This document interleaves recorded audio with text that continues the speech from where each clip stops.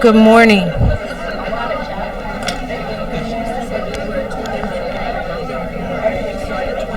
Good morning.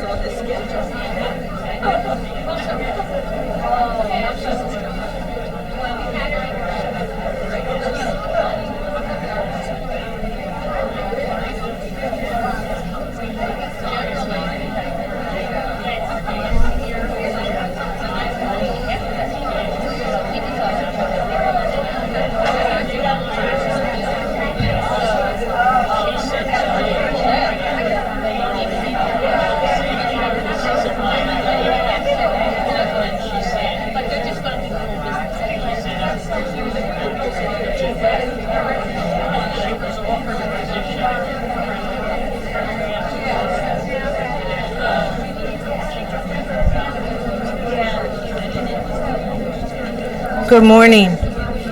Is it working?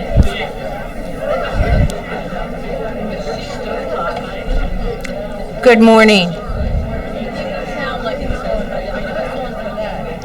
Yeah, it needs to be turned up.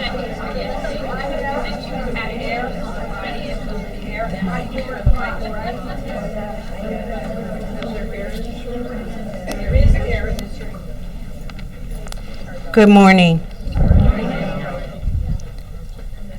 We are adjusting the volume and the air.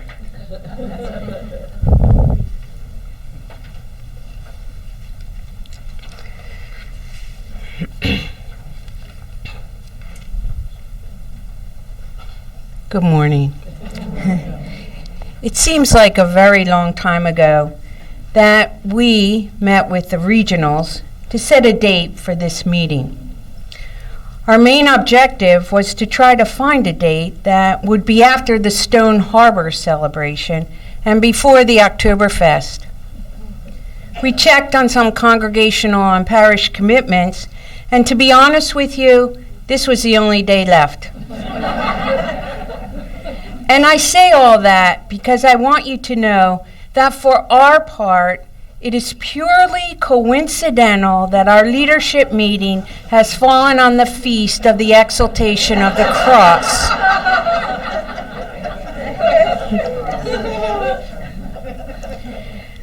While it may be coincidental on our part, I am sure that on God's part, it is not. Now, we could go on a great theological connection with this, but let's keep it simple. So, according to the Oxford Dictionary, there are two significant meanings for the noun exaltation. The first, a feeling or state of extreme happiness. I can see and I can feel the extreme happiness in this room. While the joy may not be rooted in the fact that it is Saturday and you are attending yet another meeting, I believe it resides in the reality that you are happy to see one another, and you know that you are not alone in all we are about today. The second definition of the noun exaltation is action of elevating someone in rank, power, or character. By obedience, or from the election in your local community, the truth is that you have been elevated to a positional power of leadership. We all know that while it means little to us in regard to rank, it speaks forcibly to us in regard to the power of our character.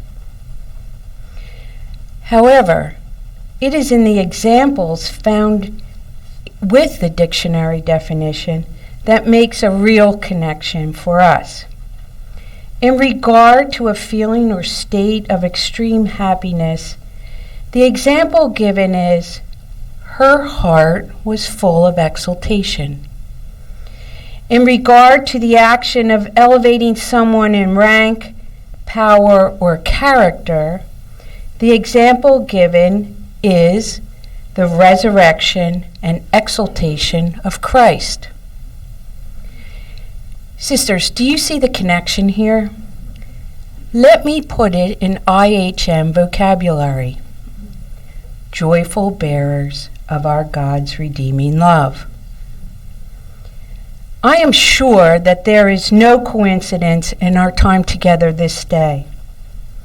You have been called by the congregation and the local community to lead. And on this Saturday and on this feast, we are reminded of the exaltation of that leadership as we pray with Mary, the Immaculate Heart, each day. My heart rejoices or exalts in God my Savior. And as our prayer continues, He has lifted up, He has exalted the lowly. And our Alphonsian heritage connects that lowliness to the incarnation of Jesus, the Redeemer. Sisters, I want to thank you in the name of the entire congregation for the generosity in which you have accepted your leadership role and your understanding of your pivotal piece in exalting the life of the local community, so that we may be ever more conscious of our mission of being a compassionate presence to all of God's people. May our time together today strengthen our resolve to be joyful bearers of our God's redeeming love. Thank you, sisters, and God bless you.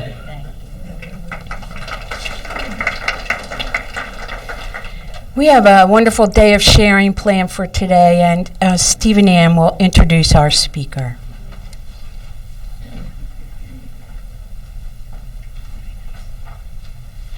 Good morning, everyone. Good morning. It's good to see you, and it's good to be with you. Thank you, Mel. So I met Marcy, Sister Mercedes McCann, earlier this morning, and I shared something with her. I have many things to share with you about Sister, but I told her that the Marian mercies, our mercies, are very near to my heart because as a young, immature teenage girl at Cardinal Doherty High School, it was that welcoming spirit of the Sisters of Mercy that kind of started me on my journey to here, believe it or not. So I'd like to include that in the claim to fame. So, as you may know, Marcy is a member of the Sisters of Mercy of the Americas now, Mid-Atlantic Community. She holds a doctorate, PhD, in clinical psychology from Seton Hall University and a master's in psychology from Marywood University. She further completed religious studies with a concentration in sacred scripture from St. Charles Seminary. I'm not sure what she's doing in her spare time.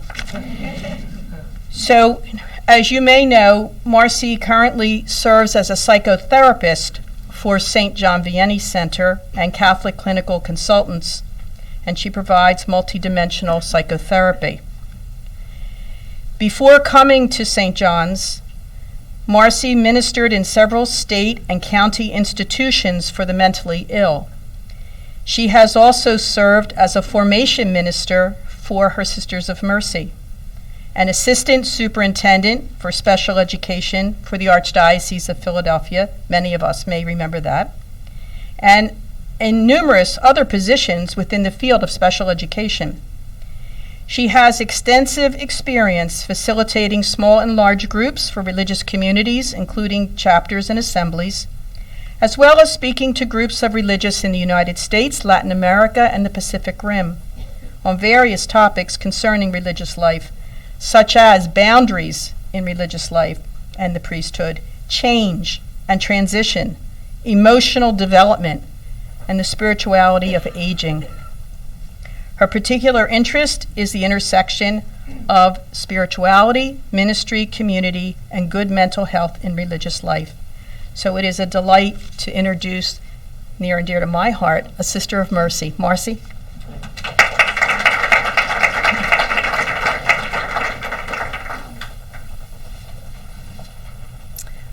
Thank you. It's a pleasure to be with you. I look forward to the second, what is it, usually the second Saturday of September. Last year when Pat called me, I was already had my vacation planned and I couldn't come, but I was very disappointed that I couldn't be here, so I'm delighted to be here today. To my resume that Stephen just presented to you, I can now add that I have presented in the United States, Latin America, the Pacific Rim, and Europe. This past summer, I presented a paper in Loyola, Spain, to 350 Jesuits. Whoa. So anything else is a piece of cake. Now, they were very hospitable and very, very accepting, but it was before I went, any time I said something to somebody that what I was doing, they said, "Are you crazy?" So when I met with Pat and Mel back I guess it was in April. I was trying to think of when it was, but it had to have been in April because I'm going to read something from Walter Brueggemann's Devotions for Lent, A Way Other Than Our Own. And I know I read this shortly after I had met with the two of you. And I marked it, and I wrote it down and put it in my little folder. Use this. You'll be able to use it. But when we met back in April, one of the things that they talked about was the number of changes that are happening in life in general. It's not just religious life. The number of changes, certainly in our country, in the world, in the church, in religious life, and we're trying to balance all those changes at the same time, and it's difficult to do. Some people can adapt to change more easily than others. Some people really have a very difficult time adapting to change, and other people they can just move right on ahead. So one of the things they talked about was how, as the leaders in your own local communities or in the community in general, how can you be the holders or the animators of positive outlook for change? Years ago, and I do mean years ago, when Mother Bernard was our Mother General, she used to say, "To not change is to die." And we take a risk with every single change that we make. But if we don't make it, if we don't take the risk, then we're assured of some type of death. So change is just that active part of our lives that is a given. However, it's got some of its downsides in terms of how do we feel about it. And I think, listen, I know of what I speak. You haven't come anywhere near where the Sisters of Mercy are in terms of change right now, and it is difficult. I'm not somebody who resists change, but I'd have to say that coming together, as we did on July 1, as one community across the United States and Latin America, has been hard. It's been hard I would say it's been hard on probably 99% of us. And I think when we are able to talk about what we feel in terms of all of this and put it on the table, then we come to understand where one another is in this whole process of change. So what I'm going to talk about a little bit today is, first of all, some of the challenges of dealing with change. And that will be in your folder. You have a paper on change and transition. And then I'm going to talk a little bit about having the conversation. How do we have the conversations in your local communities and then hopefully in the community at large about what this change feels like to each of us individually, each of you individually. And then how do we move from that conversation to contemplative dialogue? And I don't think we're particularly good at contemplative dialogue. I happen to like it, but even I start chafing at the bit when we're sitting in contemplative silence for 45 minutes before we ever open our mouths. I would say, come on, get this going, get it moving here. So I don't think we're good at it because we don't do it often. Those of you who are familiar with Parker Palmer's work, he talks a lot about contemplative dialogue. And I have a video that I use at St. John's. It's a video of him actually practicing that with a group of people. but it requires a lot of discipline because it's simply not the way we live as a society, much less the way we live as religious. I show it at St. John's. Predominantly we have probably 75% of our residents are priests. So I always preface this by saying this would be an ideal way to conduct a parish council meeting. Well, about 10 minutes into the disc, they're ready to get up and walk out of the room. Are you crazy? We don't have that kind of time, and so on. But because they don't have that kind of time, and because they don't take that kind of time, then down the road a piece, they have all these problems. So contemplative dialogue is very important. And then at the very end, I'm going to do a little bit on dimensions of leadership. You're all in leadership positions. So what are some of the dimensions of leadership that you have to pay attention to? And when you're working with one another as the counselors in a house and the superior in the house, what do you have to pay attention to in those dimensions of leadership? And I'd like to do that piece after lunch and then have time for questions or any comments or anything for clarification, okay? Now, in your folder is an article by Doris Gottmiller, who was the first president of the Sisters of Mercy of the Americas. So when we came together as Sisters of Mercy of the Americas in 1990, Doris was the person elected, and she fulfilled 2 terms as president, and she's just an outstanding person all the way around. I mean, she was president of LCWR. She's just outstanding, and now she's really semi-retired. I mean, she gives talks, around the globe probably, but she's the same today as she was in 1990. She's just a tremendous person. The article that you have there, she talks about the difficulties that happen in the midst of change and the anxiety that change renders in people, and what do we do? How do we help ourselves and how do we help one another to deal with that anxiety? And I think she does a really great job. So you won't have time to read that today. You might want to read it at lunch if you'd like to, but I think that will give you a wonderful spiritual underpinning. I said to Pat when I gave it to her, I said, now look, if this is too much mercy, that's fine. Don't use it then. So, but then Stephen made me feel better. So you got it there. So I'm going to begin with, I'm going to read to you for a couple minutes from Walter Brueggemann's book, A Way Other Than Our Own. And if you're not familiar with this is Devotions for Lent. So he has something for every day of Lent. And it's I think it's one of his best books. So if you care to get your hands on it between now and whenever the first Sunday of Lent is, or Ash Wednesday is, I would highly recommend it. But I like the way he situates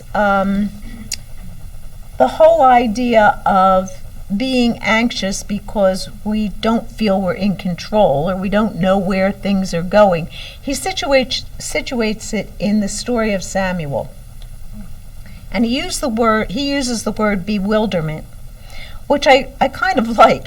It's not so in your face as like anxiety is or things like that. It's bewilderment, like, what are we doing? Where are we headed? What's going to happen? Is this a good move or not a good move? Like, there's all bewilderment in that. And there's a certain amount of darkness because we don't know. We can't see. We cannot see the future.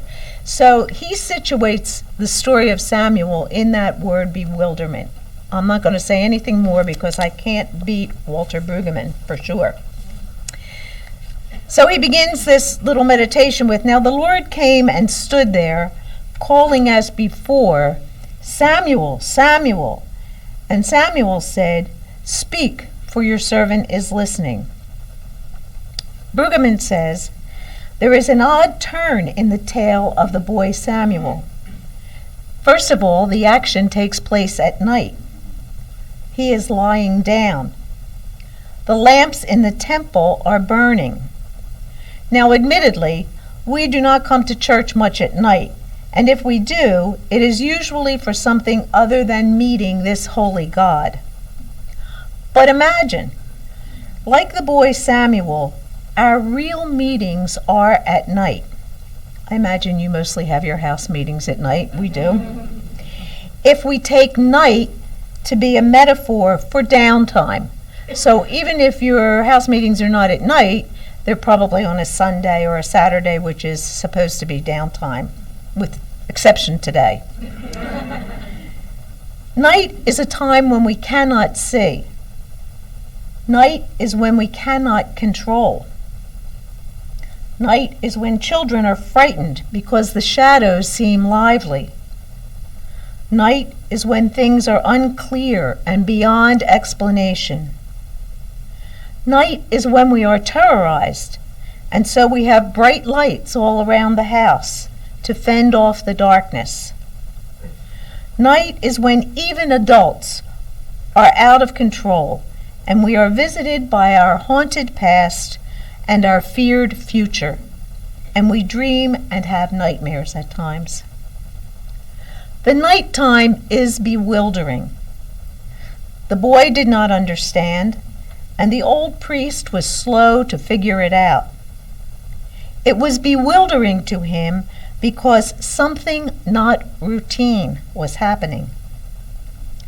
The anthropologists call this liminality, an unsettling feeling at the threshold of something new, when life is gathered into a wholly new configuration. Now, I say this because too often the church in our society is thought to be a place of unambiguous answers and sure certitudes, where we come settled and cocksure, and the Spirit has no chance to change anything. And with church, I think we could also say community. Liberals get it all settled, and conservatives get it all settled. It is, however, more often than not, nighttime in the church and in our communities. Bewilderment, confusion, liminality, unsettlement. Then emerges something new from God that comes like a thief in the night.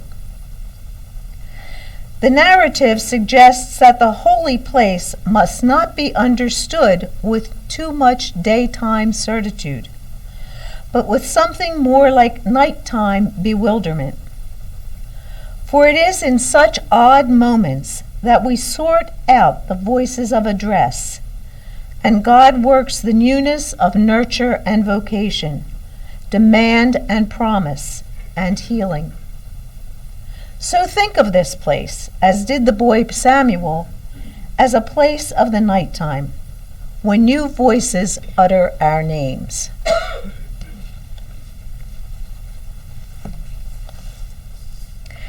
So, what do we need to be mindful of in change and transition? And you have a paper here in front of you. I don't know if I ever did change and transition with you people. I do a whole thing on that, and I can't remember with whom I ever did it. Anyway, this comes from William Bridges' books on change and transition. And change is something that happens like almost instantaneously, like a change would be a death in the family, or a marriage would be a change, or the birth of a child would be a change. Like it's something over which we may not have a whole lot of control, and it happens pretty instantaneously. But we cannot stay in the phase of change. We have to move to transition in order for it to really settle in on us and become a part of us. So if you think about being assigned to a new mission, the assignment is a change, especially if you weren't expecting it. But once you get there, then as time goes by, you begin to feel a little bit more at home. You know where the cups are. You know how to stack the dishwasher, the important things like that. And you begin to transition into the new place. Transition is what we aim for when we're going through any big changes in our lives. So let me just use the Sisters of Mercy as an example. We're still in the phase of change. We have not transitioned into being the Sisters of Mercy of the Americas. And I was explaining to Pat earlier, I'll say we had 50 different communities across the United States back in 1929. We actually had a monastic formation. Like when you went and formed a community, that was it. Sometimes there were daughter houses to those communities, but these communities did not really know one another. In 1929, because of numbers and also because of finances, there was a plea that went out. I guess it was among major superiors, because before that time we had a federation, but it was fairly loose. And the question was, do you want to come together as a group, or do you want to stay as independents? So I'll say 20, maybe 25 of the communities said they wanted to come together as a group. So they formed what was known as the Sisters of Mercy of the Union. And there generally was in Silver Spring. The rest of us, of which Marion would have been part, said we wanted to remain independent. So you have 25 independent communities. I think most people would agree with the fact that the gals who joined the union, which in the aggregate was bigger than any one of us, a smaller group, they struggled less with our coming together as the Institute of the Sisters of Mercy of the Americas than those of us who were independent. I mean, if you think about Marion, when I entered Marion, there were 640 some of us. I only know that because it was our centenary year, and we got a medal that had your rank number on it. Of course, that rank number changed daily as novices were leaving and so on. And then after me, there were maybe 2 or 3 more bands that were fairly large. So I think at our highest, we probably were about 700, 750. I could name every sister in the community. I could put a name on her. I knew her by face. She knew me by face. That was very easy. Now we're 3,000 all over the country. And actually, I've had far more experience than most of our members in that I have worked with a lot of these groups. I don't remember everybody's name for sure, but I still struggle with this because I don't know people in the same way, and I'm certainly not known by people in the same way. So I'm not speaking to you out of a vacuum. I'm speaking to you out of our reality as well as your reality. So if you look at the phases of the transition process, whatever transitions you're in now in your community, I know you had a chapter a year and a half, a year ago this summer. So you have new leadership. You probably have some chapter, what do you call it? Implementation, right, that you're putting into place, some of which might be a natural carryover from things you were doing before, and some might be very different. It might be something, oh gosh, we voted on that at chapter and we're doing it, but I never thought of the implications. I never thought of all those things. So that what you developed at chapter was a change, and now you're transitioning into the lived reality of that change. So according to Bridges, change has 3 separate areas. The first one is, oddly enough, is endings, and that's the experience of letting go of how things used to be, whatever it might be. So for me, letting go would be like we would gather at Marion, and we're pretty much a dancing community. So we'd all, gather at Marion and do that. Everybody doesn't dance. They look at us like, what? Where are these people? And if they're too young, they don't even know about bandstands. So so they like letting go of those small customs. It's what I think we did not pay attention to was the cultural differences. We thought, we're all Americans except for the 30 people who are in Latin and Central America, but we are very different across the United States culturally, and I don't think we paid attention to how different we were. So that experience of letting go, it can be the little things. It doesn't necessarily have to be a big thing. It can bring grief. oh my goodness, I wish we did things like we used to do, blah, blah, blah, blah, blah, blah. We, at Marion, we renew our vows every year at New Year's. It's a devotional renewal. And we always did it on New Year's Day. Well, when we joined for Mid-Atlantic, the other 4 communities did it on New Year's Eve. Now, New Year's Eve happens to be my birthday. I love New Year's Eve.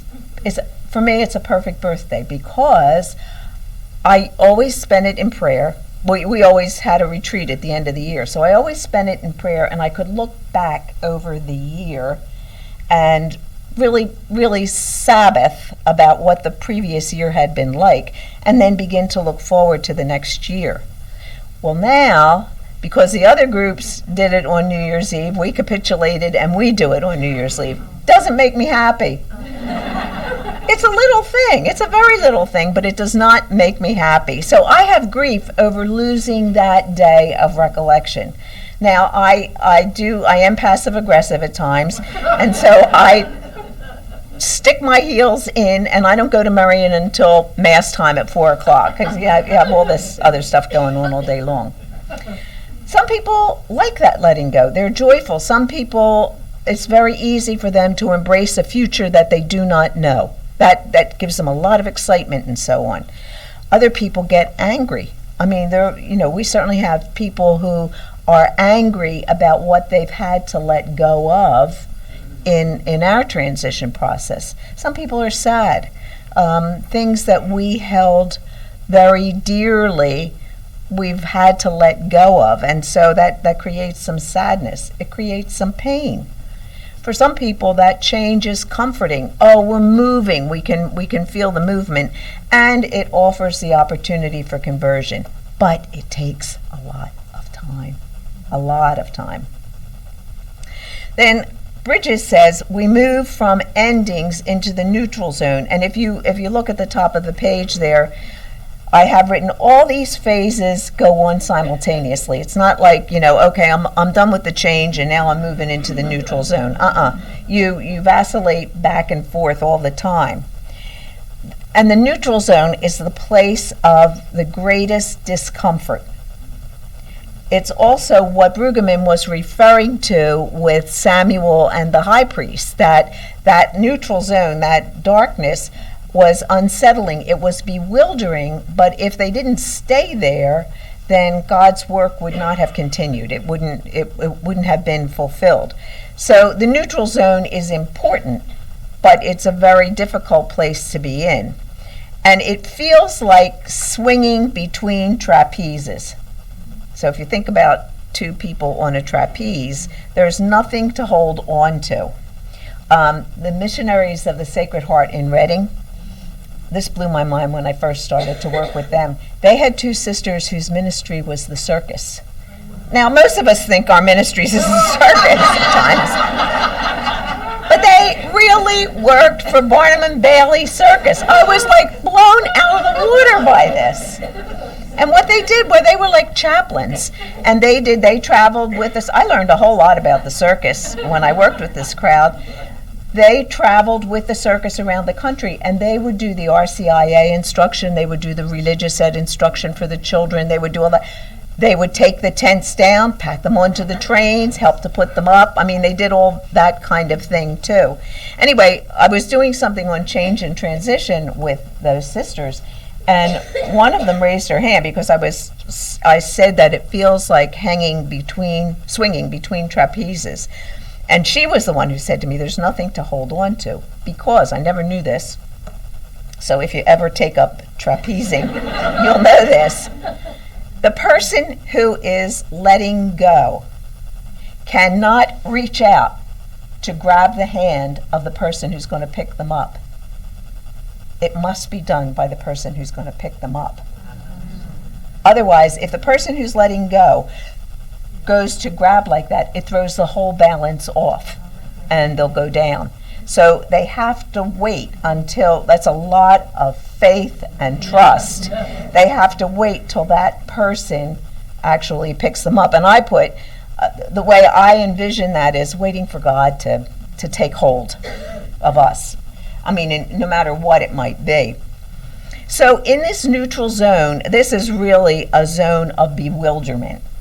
There's uncertainty, there's doubt, maybe this isn't the way we should be going, maybe there's another way. There's worry, what's going to happen to us, what will become of us. There's excitement, something new, something to grasp onto, or something to be grasped by. There's a rise in anxiety, because I'm not sure, I just don't know. We think that we had control of our lives in the past. We never had control of our lives. That's ridiculous. But we think we did. When we look back, we think, oh, well, we knew where that was going and so on. No, we didn't. But we think that we did. So our anxiety gets raised up. That neutral zone is a place of opportunity. I think that the neutral zone is the place of the greatest creativity. It's back to what Brueggemann was talking about when he said the liminality. It's unsettling, and life gets, into a whole new configuration, but it's where God comes like the thief in the night, is in this neutral zone. So, when you let all your certitude and your surety and your defenses down, then that's where God can move in. That's where God can speak. People get overlooked in the neutral zone. And I think that's particularly true of the more fragile among our members. And I mean fragile in every way, whether they're fragile by age, fragile physically, fragile mentally. Those are the folks who really get very unsettled by major change. And so if we're not paying attention, they can get overlooked. I'm thinking now, as we've been reconfigured into the Sisters of Mercy of the Americas, we certainly have the leadership team, at the top, but we honestly don't have the middle management figured out yet. So, I'm thinking about somebody that I lived with who's very, very fragile, mentally fragile in our community. She's someone who always wants leadership to know her story and to understand who she is. I know that this has totally unsettled her, because the gals in Silver Spring aren't going to know who she is up here, and plus the fact none of them is from Marion, so they really wouldn't know who she was. So who does she relate? Who does she hang on to, so to speak? Where does she get her trust? And so those are the folks. They're the folks I worry most about in our transition, and I think in any transition, they're the people that you have to be most mindful of, and we can misinterpret their reluctance to move forward as just being resistant and stubborn and so on, when underneath it all it's like, who's going to know me? Who do I turn to? Information gets miscommunicated. You can't possibly be communicating to everybody at the same time. You'd like to think that you could do that, but that's not always possible. So as the communication gets, passed down the lane, when it gets to the last person there, it might be very different from what happened at the beginning, so that the information can get miscommunicated. Our priorities can get confused, because if your priority is self-preservation, then you're not going to be aware or even engaged in what's going on in the community. So if the priority is the worrying about yourself in the midst of this change, that's going to be tough. And tasks they go undone. Everything doesn't get done perfectly. So can we give each other a break that, okay, so that didn't get done, but that's okay, we'll pick it up later on.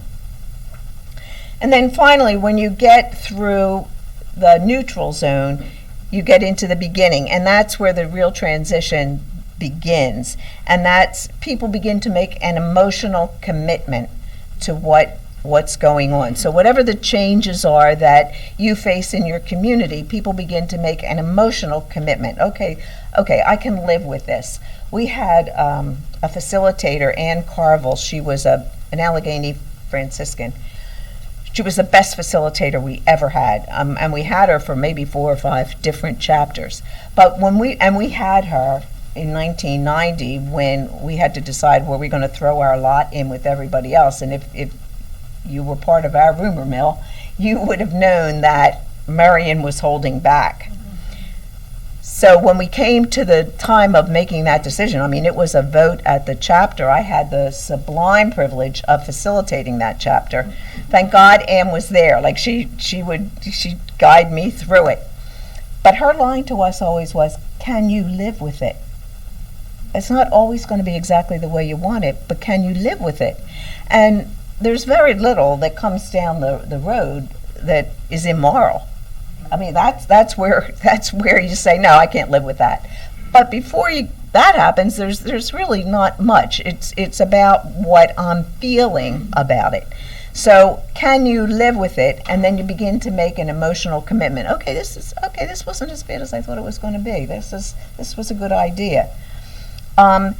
Energy levels begin to merge and more constructively. They're not, people begin to throw in with the group, and they begin to say, okay, I can do this. I'll be part of that committee. I'd like to help out here. I'll whatever. They don't pull back. After a new reality is in place, it finally begins to feel like home. Oh, you forget that there was a point in time when you didn't do it this way. Commitment to make it work. All right, we've made this decision that this is what we're going to do. We have to make it work, and we have to express that over and over and over again.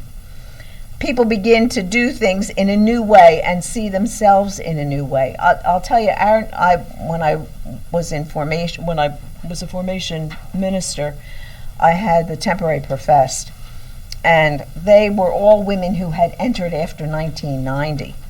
So one of them in particular would frequently say, well, I'm not a Sister of Mercy of Marion, I'm a Sister of Mercy of the Institute. And I'd go, no, I was like Tip O'Neill, all politics is local. But for those newer members, for people who entered, this is no great big deal. Like what are the rest of you, angsting over? For the rest of us, it is, and so they don't necessarily see themselves in a new way, because the new way was from entrance. It was from, when they were not a sister, and now they are. For the rest of us, it's a different way of being a sister. So that, it's a struggle.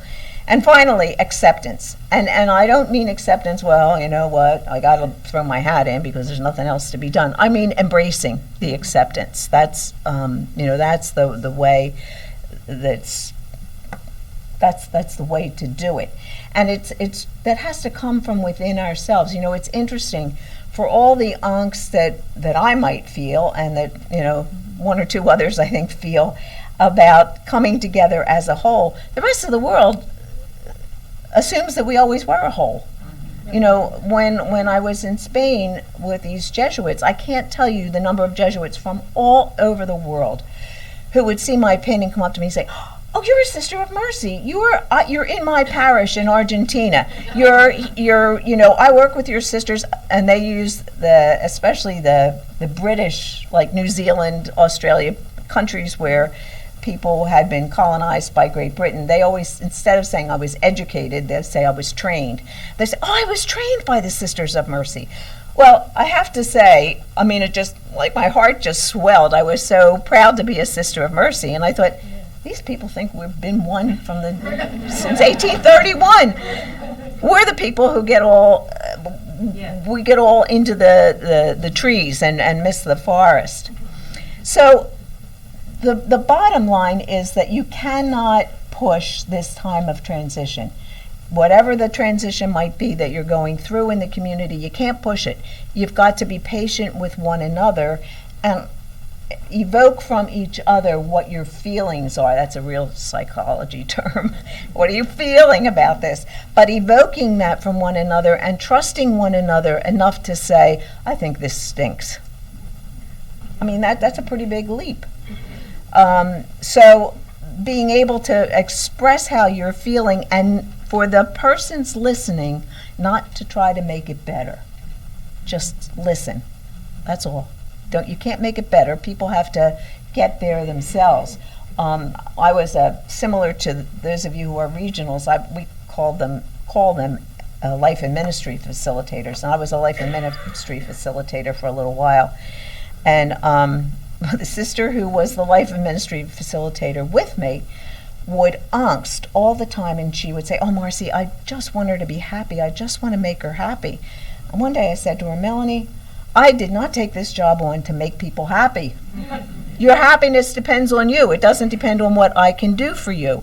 So when you are dealing in a local community with people who may be finding whatever the transitions are that you're going through difficult, you can't make them happy. You've got to let them work their way through it. And you do that by your active listening and allowing them to express what they're feeling. Now, I don't mean, complaining morning, noon, and night, because at some point you have to call the question and say, well, you know what, sister, you're complaining all the time isn't helping anybody else, and it's really not helping you either. So what can we do to help you feel more secure in this process of change?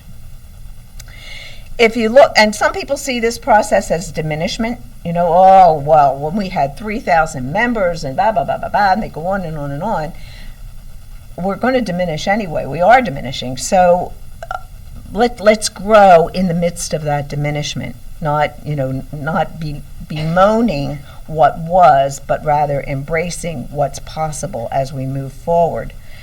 And we have to look at these phases of transition and say, okay, where am I? And as you see at the bottom in the Venn diagram, they all mix. You think you're through the neutral zone and you're finally in a beginning, and then all of a sudden you find yourself slapped back into the neutral zone again, where you're feeling uneasy about whatever the change might be. So why do people resist change? Well, I think probably the greatest reason is fear. And it's fear of the unknown. I don't think, like, I'll take myself as an example. I don't fear that the leadership team in Silver Spring is trying to lead us down a primrose path and off a cliff. That's not my fear at all. I know those women are doing the best that they can by the lights that they have, and trying to incorporate as much input as they possibly can from everybody else. My fear is what is this going to look like? Like what about these people who might be left behind? What about what kind of a middle management, if you will, setup are we going to have? What about all the unknowns that haven't come, that we don't even see on the horizon yet? What about factions in the community that might be a lot more liberal, like our Midwestern people would tend to be lots more liberal than we are. And I don't really consider us to be all that tight, but they definitely would be. Okay, so when we get into those kinds of conversations, how do we have them? What do we do? Those are all concerns that I think are legitimate concerns, and they fall under the rubric of fear. So we fear what we don't know. As Brueggemann says, we fear the dark. We fear the shadows in the dark. We fear, is this really the Lord speaking to us? We don't get any surety. Samuel had no surety that that's who it was.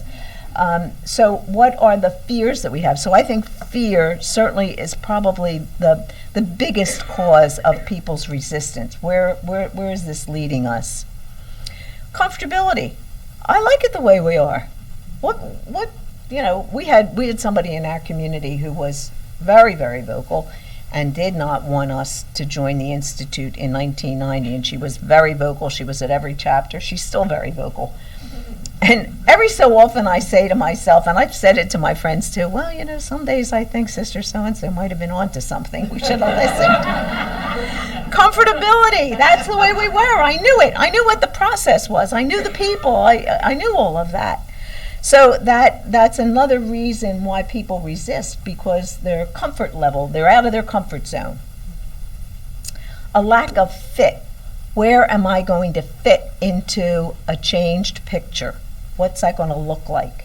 Do I fit? into a changed picture. So in your community, as you go through these changes and transitions, being aware of the fact that people are trying to get their elbow space, figure out where they fit here and where they can contribute, and is their contribution going to be accepted. So that comfortability is a big cause of the resistance. Being in the dark is another cause of the resistance. I don't know where we're going. I don't know where this is going to lead. What if? Well, we don't, and we didn't in the past either. None of us did. So that being in the dark, and the whole challenge is to embrace the darkness. If you go back to what Brueggemann said, embracing that darkness, because God, that's like your neutral zone. God can speak in that darkness when we don't have that certitude, or what we think is certitude. The bewilderment, like what is God asking of us at this particular point in time? And how can we work our way through that bewilderment? Again, embracing the bewilderment, because God is in that bewilderment. That's where the greatest amount of creativity has the potential to take place, is in that bewilderment. Not being consulted or included. As decisions are made, well, nobody asked me. I never voted for that. Especially if it looks like it's not going in the direction I wanted it to go in. Well, I didn't vote for that. So, not being included or consulted, as much as leadership tries to consult with as many people as they possibly can, that somebody's going to feel nobody ever heard their voice. So that feeling causes resistance. And, the bigger the change, the more the resistance might come to the fore. A lack of trust. I don't know that I think some people struggle with trust because in their own history, in their own personal history, trust might have been misguided or not fostered, or they trusted in someone and the person just let them down. I don't think by and large people mistrust the decisions that get made by leadership. I think most of us say, well, they're doing the best they can with what information they have. But there will be the unusual person who it will be a lack of trust, or perhaps they have a personal issue with somebody making a decision. Could be you as the superior in the house, could be your general leadership. If they have a personal thing going on with that individual, that can be a lack of trust. So being aware that might be what's underneath all of this. And then finally, this is the way we've always done it, and it worked. I wrote a little note to Pat last week when she had said that she was going down to Stone Harbor to have your celebration. That's a big change, a really big change. And I said to her, as a kid, my family went to Stone Harbor. So your convent was like the icon. I can't imagine what that strip of land would look like without your convent being there. That's a big change. So, in the whole scheme of things, the world isn't going to end because you're going to raise that building and build another one. But people's hearts are there. Far more than for us. I don't think we have the same feeling towards Sea Isle, because we had one place that went out to sea, we had another place that burnt to the ground, then we went to the hospital after we closed the hospital, and then finally we built where we are now. I don't think we have the same feeling as you would have for Stone Harbor. So if I'm thinking about it, I can't imagine what you're thinking about it. So, well, what's the matter with this place? We've always had this place. It's nice, whatever. You have to move into the present reality. You don't need a place that large. And, from what I understand, you want a place that can be used year-round and so on. So you have to move into your present reality and live it. But that there are people who don't want to do that, I'm sure. One or two, maybe. I could be wrong, but one or two. So who are the people who can be the most resistant? I gave you some whys there. Who are the people? The first group of people that I think can be resistant, and this is in no particular order, are the people who are dependent. And if you have any psychology background at all, you'll recognize that some of the descriptions here are right out of personality disorders. But people who are dependent like to have things exactly the same all the time, and the same leadership, the same decisions, you put the cups in the same place, all of those things. People who tend to be dependent depend on that structure and that control, even though it isn't really control. So if you have somebody in your house who's a dependent person, if you have somebody in the house who always wants to know that they're doing the right thing, who's looking to you for approval, they're depending on you for approval, they may buy into whatever changes you're making, but they're not really there. They simply want your approval. So you have to be conscious of people who are very dependent and help to bring them on board to become more independent. And okay, I know I don't like this decision. I don't really want to do it this way. Being able to say that without worrying that they're going to be put down or not accepted or whatever. People who are suspicious, we would call them paranoid. People who are suspicious, they just want to throw everything up in the air, and they don't want to follow anything that's been done before, blah blah blah blah blah blah. What are they suspicious of? That's why you want to have the conversations. What leads you? What in the past confirms the fact that you had a right to be suspicious? Probably nothing, really. I mean, nobody, I'm sure I've said this to you before. My sister was the president of our community for a long time. Well, she was in leadership for a long time. She was our president for 10 years maybe. And she used to say, well, nobody gets up in the morning trying to put the screws to everybody else. I disagree with her on one count. I did live with somebody who I swear spent the entire night trying to put the screws to everybody else. And if I mention her name in our community, people will say, oh my God. And she's been long dead. So I disagree with Tina on that one score. But suspicious, like nobody's trying to make life difficult for anybody else. Everybody's trying to move through with their best lights, whatever that might be. People who are histrionic, like Chicken Little. Oh, the sky is falling, the sky is falling. If we pull out of this convent, where are we going to live? How are we going to find a place to live? What are we going to do? We're not in ministry here anymore. Nobody will know us. The very, very worst scenario that can come down the pike.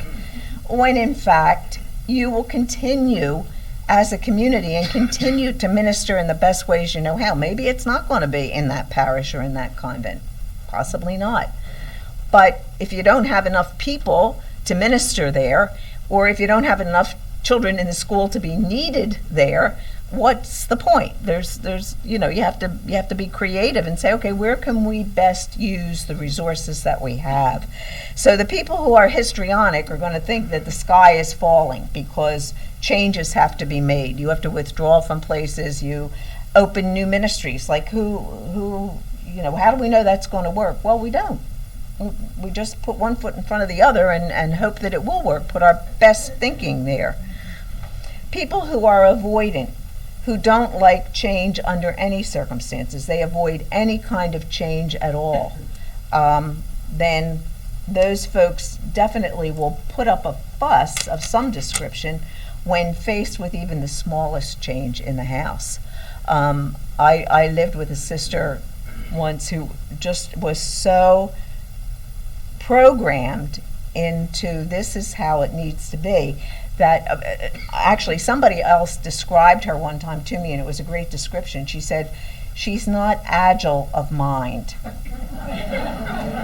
Well, you know what, in our life you have to be pretty agile of mind because things can move pretty quickly. But if you said, well, how about if we pray together, how about if we pray Vespers at 6 o'clock rather than at 5? You better have a 2-month preparation before you make that. because she would have to rearrange her entire life around that hour change. So she would avoid that kind of change, small as it is. She would avoid that kind of change because it means being pretty agile in your own thinking. PMOs, in our community we call them PMOs, permanent members of the opposition.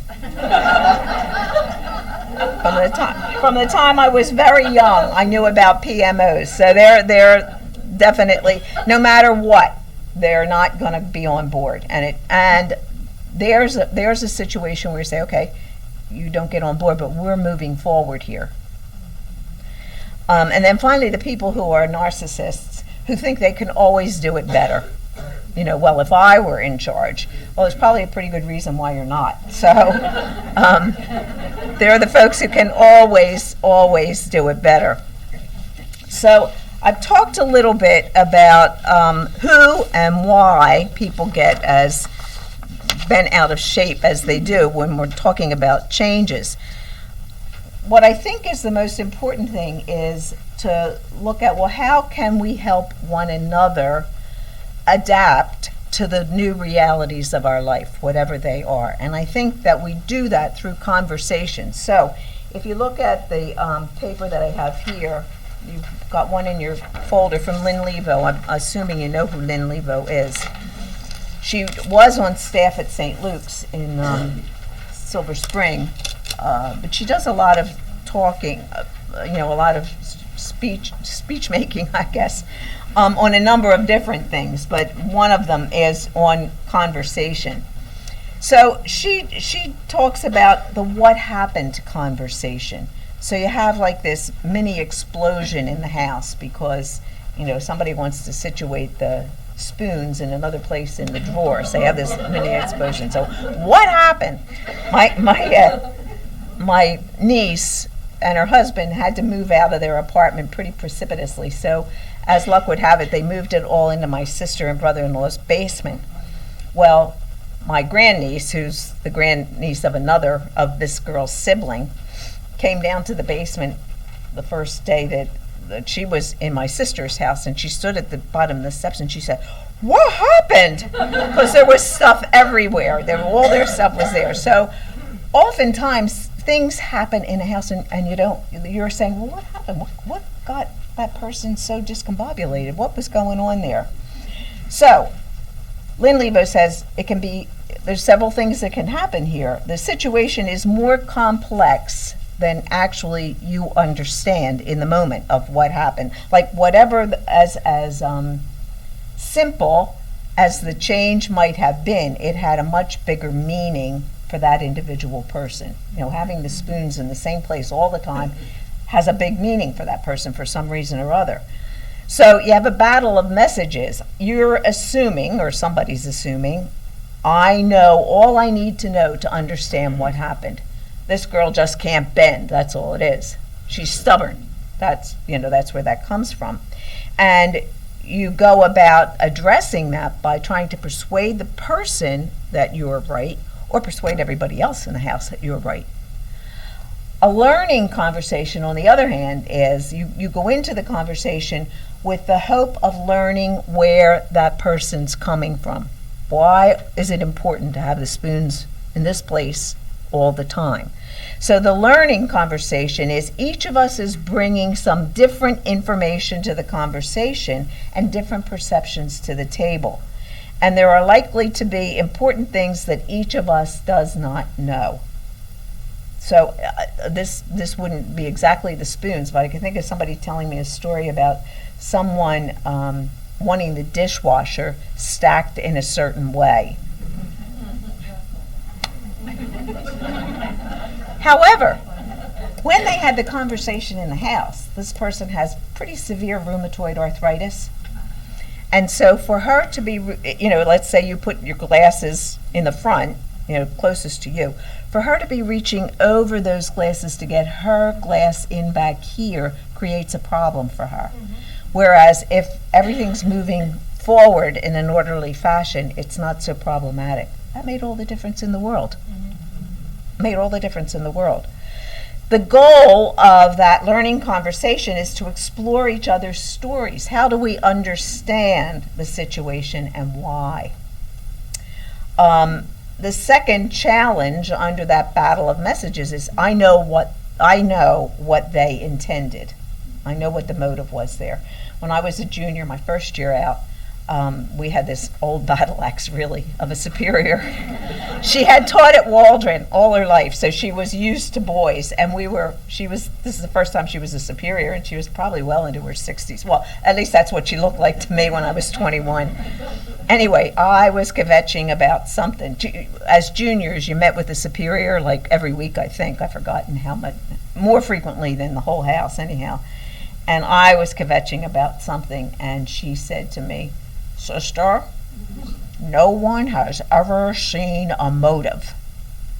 I don't remember another thing that woman said that whole year, but I cannot tell you how often that comes to my mind. No one has ever seen a motive. So you can't assume that you know what the other person intended. And if you're assuming that you know what they intended, then your goal is going to be to let them know that what they did was wrong, that they didn't get it. In a learning conversation, you know what you intended. You know what you intended in stacking the dishwasher in a certain way, and the impact that their actions had on you. I don't like to be programmed into how I do the dishwasher. I don't and can't know what's in their head. So I have to ask, I have to have that conversation. That's the learning conversation. And the goal is to share what the impact on me is and to find out what they were thinking. And I also, in the process of that, find out what's my impact on her. So if you go back to the dishwasher, the other people in the house found out what the impact of helter-skelter putting things into the dishwasher was on this person who was experiencing difficulty with fine motor sorts of things, and also that she wasn't trying to make life difficult. She was just trying to make it easier on herself, which was legitimate. In a battle of messages, it's all their fault, or it's all my fault. I caused all this problem by wanting to change something. And the goal is to get somebody else to admit blame or to take responsibility for making amends. So you're externalizing everything on the other person. Whereas in a learning conversation, we've probably both contributed to this mess. How did this happen? What happened? How did this happen? And then the goal is to understand the contribution system, how our actions interact to produce this result. Our actions are not in isolation. It's sort of like, if the butterfly flaps his wings here, it's a storm someplace halfway across the world. Well, that's the way our actions are. So no matter what we do, it has an influence and it has an impact on somebody else. So even though we might be acting in the best interest of the other person or the community as a whole, we don't know how they're receiving it, and that's what you want to do. You want to say, okay, well, what did this sound like to you? How did you receive it? And then the next section that Lynn Lebo talks about is the feelings conversation, and this is a toughie. The challenge is that a lot of these situations are emotionally challenged in some way. So if you're having a battle of messages, you assume that the feelings are irrelevant and it wouldn't be helpful to share. So, I've had enough of sharing. I don't want to share. Why would I spend 20 minutes sharing about the dishwasher? It's a waste of time. People are dying in the Bahamas. Why would I do that? Or my feelings are their fault and they need to hear about them. So I'm going to push my feelings on the other person. The goal is either to avoid talking about feelings, which I think we do, or let them have it. Let them have what my feelings are. Do you know what you did to me? Da, da, da, da, da. if you have a learning conversation, the assumption is that feelings are the heart of the situation, and they are. It's not what we know. It's not what's going on from the neck up. It's what's going on in the heart and in the gut. That's the heart of the conversation. And so they're very complex. We feel differently about things based on our own histories. So you might have to dig a bit to get to know what your feelings are, and you might have to dig a bit to get to know what the other person's feelings are. But that's the important thing, to get to that feeling level. And finally, the goal is to address the feelings, yours and theirs, without any judgment. There's no judgment around people's feelings. Acknowledge the feelings before the problem solving. Get to the feelings first, and then, okay, let's see, how can we solve this? Can we talk about it and then solve it? And then finally, the identity conversation. The assumption is I'm competent or not competent, because the less competent you feel, the more defensive you're likely to become. So I'm competent, I know it all, I can do this, or I'm not competent, but I don't want you to know that I'm not competent. Good or bad, lovable or unlovable, there's no in between. This would be black and white thinking. And the goal is to protect my all or nothing self-image. I have to protect myself in this. The assumption for a learning conversation is that there may be a lot at stake psychologically for both of us. You know, I'm feeling, let's say you've never been a superior before, and now you're a superior, and you really didn't pay much attention to what they were doing before you became a superior. So now you're trying to get your feet solidly under you. Well, you could tend to be defensive, especially if you pass information on or make a mistake or make a decision. You could tend to be defensive. So being able to say, psychologically, I'm not real sure of myself yet. I need you to be patient with me. I need you to understand that I'm doing my best, but I might not always do it the way you like it. Each of us is complex, and none of us is perfect. So if we can just deal and talk about one another's imperfections, that's really an important piece. And then the goal of this conversation is to understand the identity issues that are on the line for each of us. I'm trying to figure out my identity as a superior. Like, who am I as a superior, and how should I be going about this? And I'm trying to figure out your identity because you're resistant to whatever it is that I'm trying to affect in the house. So it's the identity issues that are on the line, and to build a more complex self-image to maintain my balance better, to look at myself as the person in charge, the person who's holding leadership, however lightly, to look at what does that mean for me? What's my self-image in the midst of all of this? I remember when I was teaching at St. Catherine's, a school for mentally retarded children, and then I was appointed the principal, and I taught the high school age kids, most of whom were pretty borderline in terms of intelligence. They weren't like kids with Down syndrome, where you'd know right away these kids, a lot of them were really educationally deprived at home. But anyway, the sister came down, who was the principal at the time, and she announced to the kids that I was going to be the principal. So that was fine. And most of these kids were very street savvy, to say the very least. So after she left, and we were sitting having lunch, and we all ate together, this kid says, he pipes up from the back room, he says, "Well, Sister Mercedes, the higher up the ladder you go, the more of your rear end shows."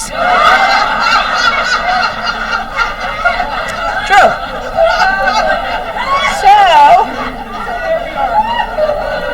So we want to protect ourselves, right? So if you're in some phase of leadership, and especially if you're not feeling real secure, you want to protect yourself. So keep that in mind.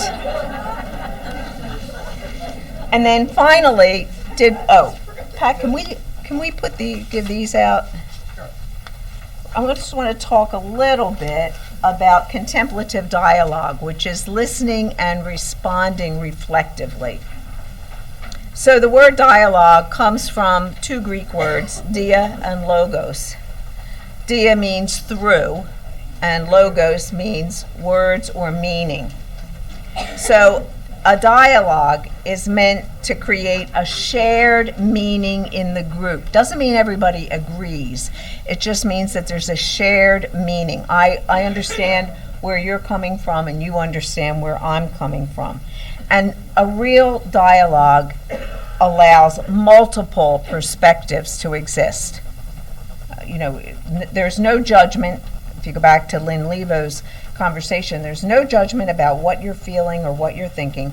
Multiple perspectives can be on the table.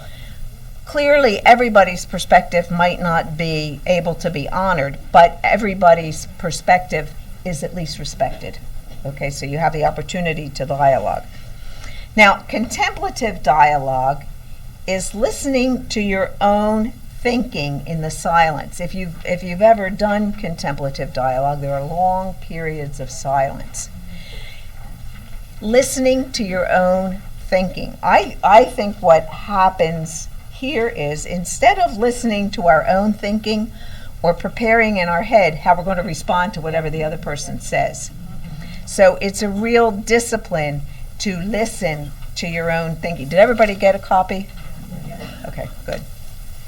And then listening to others when they are speaking, not anticipating what they mean, but asking for clarity if you need it, and not thinking about how you're going to respond to them. One of my closest friends in the community is a rabid extrovert. And she is always thinking about what she's going to say while you're talking. And 9 times out of 10, she doesn't get what you're saying. We were on vacation together, and we were driving home, and I have a new car, and I went to put the seatbelt on, and what I started to say was, I'm really disappointed with these seatbelts, because in my old car, you could arrange, where on the whatever, the way the seatbelt would go across. This one doesn't have that. So, consequently, I'm like being choked. I'm in the midst of trying to say this, and she said, "Oh, Marcy," she says, I have one of those sheepskin things, and you can just put it here." And so finally, I let her finish, and I said, "That's not what I was talking about." She's ahead of you all the time. That's a discipline, to be able to sit back and not be thinking about how you're going to be responding, but staying with the other person. And part of my own discipline, my discipline as a psychologist, is doing just that. So I think I've become at least a little bit better at it. But it's staying with the other person, and let the other person say what they have to say, and let them sit with the feeling that they're having as they're saying it, because maybe they haven't even addressed the feeling yet. I'm sure you've had the experience of starting to express something to somebody, and like the tears come, and you had been able to hold them back while you were trying to muddle it out in your own head, but as soon as you started to say it, then the emotion comes. Well, you let the person stay with the emotion, and you address the feeling, the emotion. Oh gosh, you seem to be upset about this. What do you think's going on? So that's what contemplative dialogue is: listening to your own thinking in the silence, and then listening to others' thinking when they're speaking. And then on the back, I put some general guidelines for contemplative dialogue, if you would choose to use this in your own local communities for your house meetings. Now, they might have to be a little bit longer than an hour. That's possible. But it's a whole other way of communicating and appreciating where one another is coming from. So you speak slowly, and you assume an attitude of quiet. It's not, I got to get my stuff on the table right away. No, speak slowly and just an attitude of quiet. Maintain a shared center and always remain present to the group. What do you think your shared center is? What's your shared center? What? Jesus. Oh, Jesus. Oh, Jesus, okay. All right, yeah, well, he's a member of the group too. No, beyond that. What's your shared center as sister servants of the Immaculate Heart of Mary? What's your shared center? Your charism, right, exactly. So that's your shared center, and keeping that, sometimes you can do that visually, if you have some visual representation of that in the center of the room, whatever it might be, but always keeping that the center of the conversation. What does the charism, how does the charism speak to this conversation? And I asked Karen Cody, she's in the office next to me at work, and I said, Karen, can you tell me what your charism is? So she went and she ran it off from the computer, and she brought it in. And then interestingly, if you go, did I bring it with me? What she wrote, just to make sure she gave me the right thing, I don't know if I brought it with me. But what I was struck by your charism was, let's see, I think I didn't bring it. Nah, must not have brought it. What I was struck by, it was a short paragraph, but what struck me was your charism is very much other-oriented. It's very much mission-oriented. So a discipline for you is to be mission to one another. You do a wonderful service to the church, and every bit of it, let's see, it was love, fidelity, creative hope. Right, that was pretty good, two out of the three. But in what Karen gave me, it was very much the mission that you carry forward for the church. So your discipline is, how do I do this with the sisters with whom I live? How do I do this with the congregation in general? That's a discipline of your mission. Speak from your center. What's going on in you at this level? And speak briefly. Nobody needs your apologia. Just several sentences. I'm struggling, let's say as the superior of a house or the counselor in a house.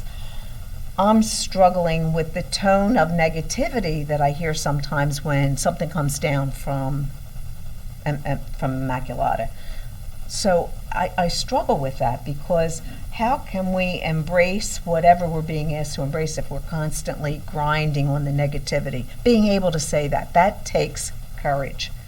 So speaking from really transparently, that's a word we use a lot in the discipline of psychology, is to be transparent with one another. And I don't think we're particularly good at that. Let me put it this way. I don't think the Sisters of Mercy are particularly good at that. We want to maintain a front even with each other. So that transparency is really important.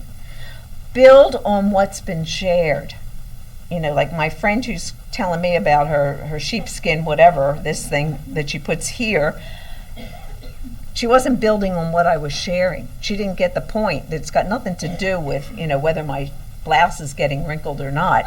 It's got to do with I'm being choked. That's what it has to do with. So you build on what the other person or persons have shared, and in that way you begin to create a shared meaning. Listen deeply and return often to silence. That's a discipline for extroverts, because they work it all out, outside of themselves, where those of us who are introverts have to take a little bit of time. So listen deeply and return to that silence so that everybody gets a chance to process what's being said. Explore the differences. Maybe because this person has a very different outlook from yours, maybe she's onto something. So explore those differences. Back in 1990, when this sister in our community was very vocal about not wanting to join the Institute, I think pretty much everybody shut her down and said, well, she's always wants things to stay the same.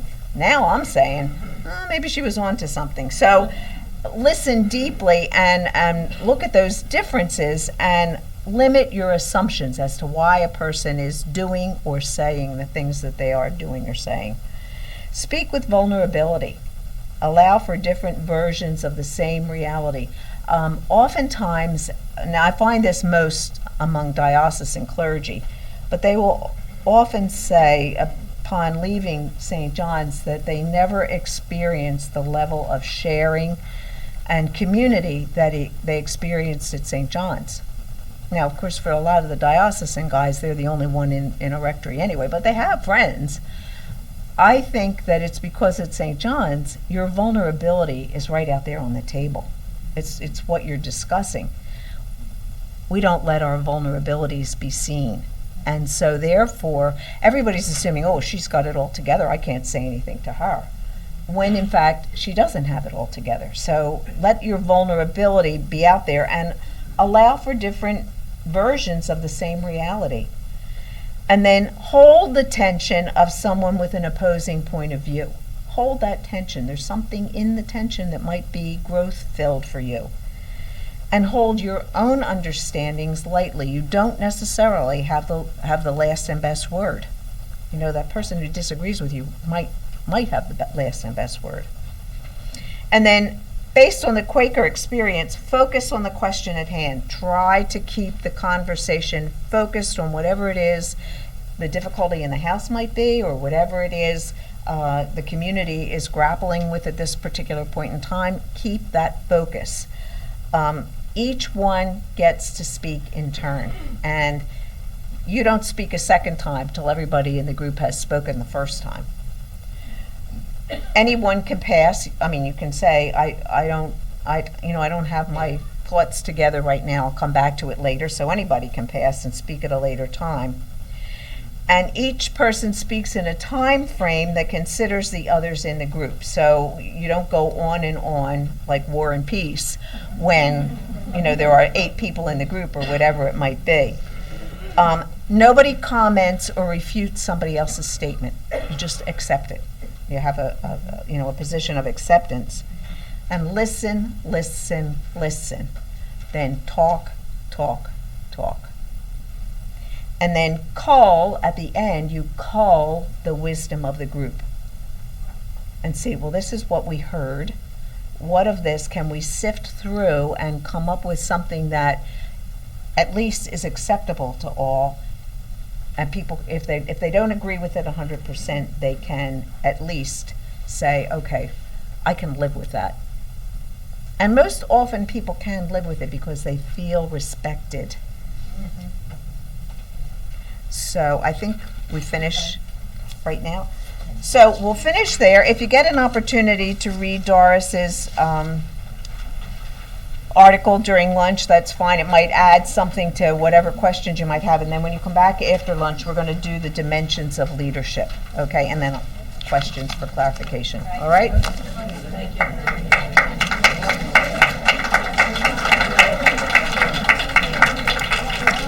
Great. Was that? Yes. Oh, yes. Good. Okay. Because the practical, sharings are so helpful. Really, Good. Because, they get it. Yeah, we're all in it together. Yeah. Great.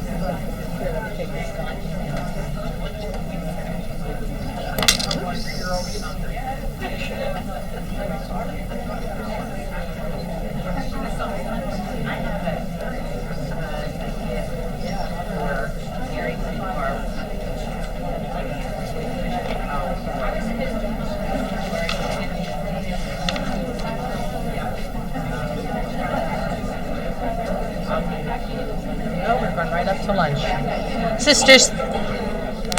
Sisters, thank you for your great sitting ability and for listening so intently to the gifts that Marcy presented to us. We're going to go right up to lunch. They're ready to serve us, and then we'll return here at 1 o'clock for the second rendition. Thank you. Thank you. Is it okay to just leave it? Oh, yeah. It's safe. There's a ladies' room across the hall. On the cam. Good. Come.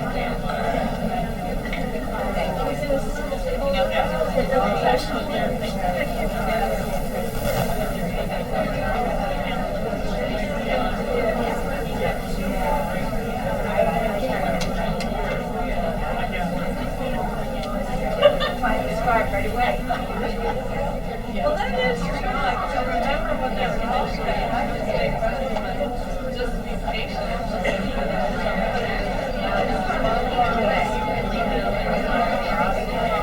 We go Thursday with our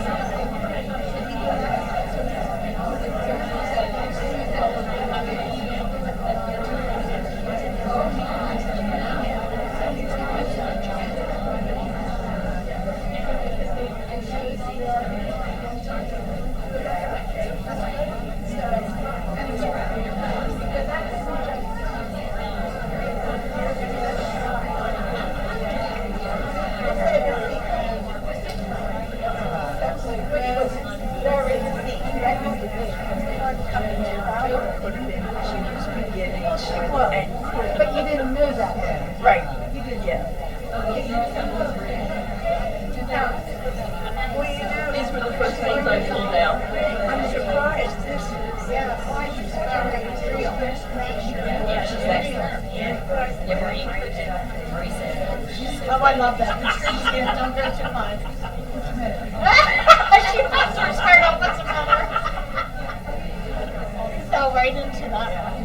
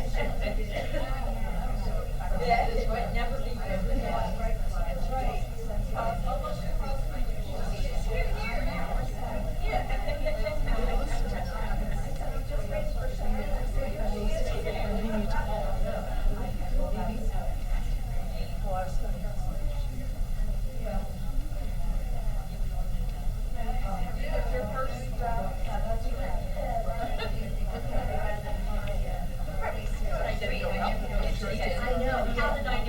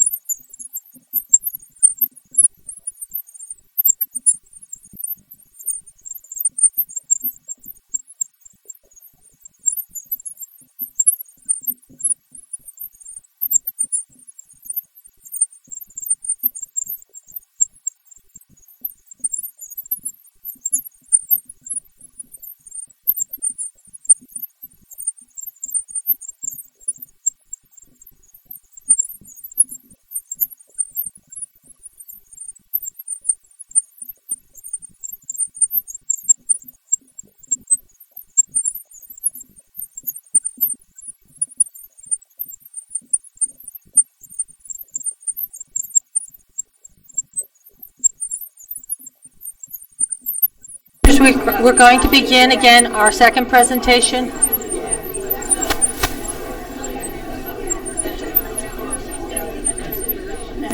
We're going to begin again our second presentation.